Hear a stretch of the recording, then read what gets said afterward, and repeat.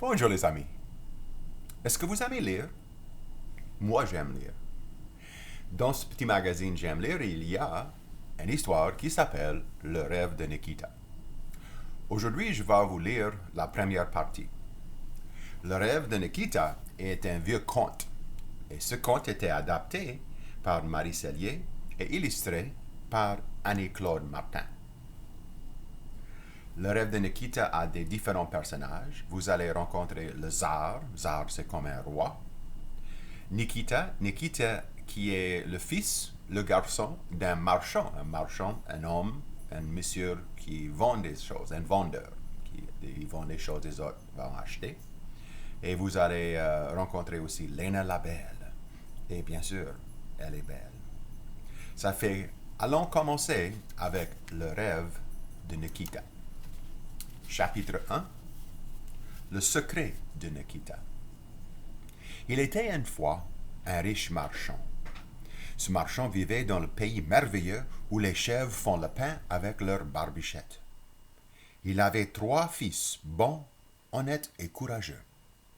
Cette histoire commence le jour où le marchand s'installe avec ses fils dans une nouvelle maison. Le soir venu, il leur dit « Cette nuit, dans notre nouvelle maison, vous allez faire un rêve. Ne l'oubliez surtout pas, car ce rêve-là se réalisera. » Ça veut dire que ça va venir vrai. Le lendemain matin, les 2 aînés, de plus vieux, racontent leur rêve. Le marchand les écoute avec attention. Puis, il se tourne vers son plus jeune fils et lui dit « Et toi, Nikita, qu'as-tu donc rêvé ?» Mais Nikita se tait. Le marchand insiste. Nikita se tait toujours. Le marchand crie, trépigne, tempête, rien n'y fait. Nikita reste muet. Alors le marchand entre dans une grande colère. Il saisit un bâton et il commence à battre son fils. Le tsar vient à passer. La scène attire son attention. Il s'approche et demande « Hé, bonhomme, pourquoi bats-tu cet enfant ?» Le marchand est surpris. Il laisse tomber son bâton et répond d'une voix essoufflée. « Tsar bien-aimé, c'est un mauvais fils.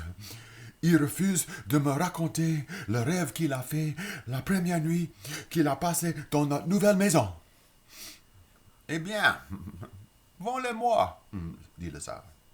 Le marchand hausse les épaules en bougonnant. « Prends-le donc, c'est ingrat. Je te le donne, et pour rien. » Et le tsar repart avec Nikita. Quand ils arrivent au palais, le tsar prend Nikita à part et lui dit « Maintenant, tu peux bien me le raconter, ce rêve. » Mais Nikita secoue la tête. Je ne l'ai pas dit à mon père et je ne te le dirai pas non plus. Le tsar insiste. Le tsar menace. Il dit « Mais je suis le tsar !» Il tape du pied. Mais Nikita refuse de répondre. Alors, fou de rage, le tsar jette Nikita en prison. Chapitre 2. Lena la Belle.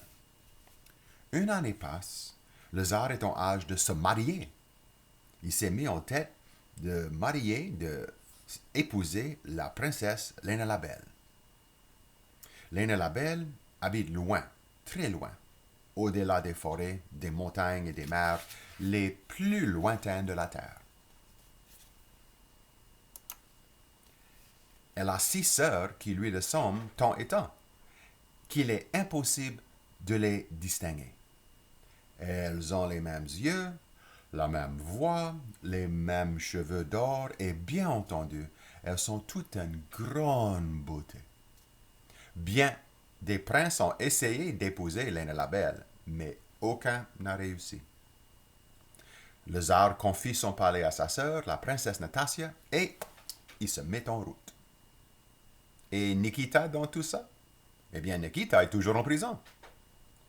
Une année passe encore, et voilà qu'un jour, la princesse Nastasia vient se promener aux alentours de la prison.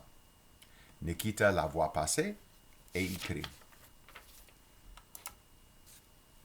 Libère-moi, belle princesse, ton frère est en danger. Sans moi, jamais il ne pourra épouser Hélène la belle. Et il perdra la tête. La princesse s'approche. Elle regarde Nikita et aussitôt elle voit que Nikita dit vrai. Alors, sans plus tarder, elle le fait libérer par ses gardes. Elle lui donne également un cheval, une épée et un fusil. Et Nikita se met en route. Chapitre 3. 3 rencontres magiques. Nikita galope le jour, Nikita galope la nuit. Il est bien loin du palais lorsqu'il arrive à une clairière. Il décide de s'y reposer quand il voit sur le sol une compagnie de serpents en grande conversation. Nikita se dit, je m'en vais écraser ces serpents et je pourrai me reposer en toute tranquillité. Mais à peine a-t-il lancé son cheval qu'un serpent se redresse et lui dit d'une voix très humaine, « Ne nous écrase pas, Nikita. Donne-moi plutôt ton cheval et je te le donnerai les bottes qui vont plus vite que le vent. » Nikita pense, « Mais Barbichette est miche de pain. Ces bottes ne seront plus utiles qu'un cheval. » Il accepte le marché et il enfourre les bottes et hop, d'un bond et puis d'un autre, il franchit toutes les forêts de la terre. Il arrive au pied d'une montagne et là, au milieu du chemin, il voit une ruche dorée, toute bourdonnante d'abeilles. Nikita se dit, je m'en fais fondre cette ruche, et je me régalerai de miel délicieux. Mais à peine a-t-il levé son épée qu'une abeille se pose sur son nez et lui dit d'une voix très humaine. « N'enfonce pas notre ruche, Nikita. Donne-moi plutôt ton épée et je te le donnerai le bonnet qui rend invisible. » Nikita songe. Mais Barbichette est sac à farine. Ce bonnet me sera plus utile qu'une épée. Il accepte le marché. Il prend le bonnet et hop, d'un bond puis d'un autre, il franchit toutes les montagnes de la terre. Il arrive à une plage bordée de sable. Et là, au-dessus des eaux claires de la mer, 6 cigognes dansent dans le ciel. Nikita se dit, je m'en vais tirer quelques cigognes et je les ferai rôtir pour mon déjeuner. Mais à peine a-t-il épaulé son fusil qu'une des cigognes vole vers lui et lui dit d'une voix très humaine. « Ne tire pas, Nikita. Donne-moi plutôt ton fusil et je te donnerai mes 6 frères. » Nikita murmure. « Mais Barbichette est farine de blé. Que ferai-je de 6 cigognes? » Il va refuser lorsque les 6 cigognes se posent sur le rivage et se transforment en 6 vigoureux gaillards qui ressemblent à Nikita, comme des frères. Ils ont les mêmes yeux, la même voix, les mêmes cheveux noirs, et ils s'appellent tous Nikita. Alors Nikita accepte le marché. Il prend ses 6 frères jumeaux sur son dos et hop, d'un bond, puis d'un autre, il franchit toutes les mers de la terre. Et là, au-delà des forêts, des montagnes et des mers les plus lointaines de la terre, sent-on le royaume de Lena la belle. Chapitre 4. 7 Nikita pour 1 Tsar. Les 7 Nikita vont immédiatement trouver le tsar. Son voyage a duré plus longtemps que celui de Nikita. Il vient juste d'arriver dans la ville. Nikita lui dit, « Prends-nous tous, les 7, à ton service. Tu ne le regretteras pas. Nous te servirons avec zèle et loyauté. » Le tsar ne reconnaît pas Nikita. Il a même oublié qu'il a fait jeter en prison.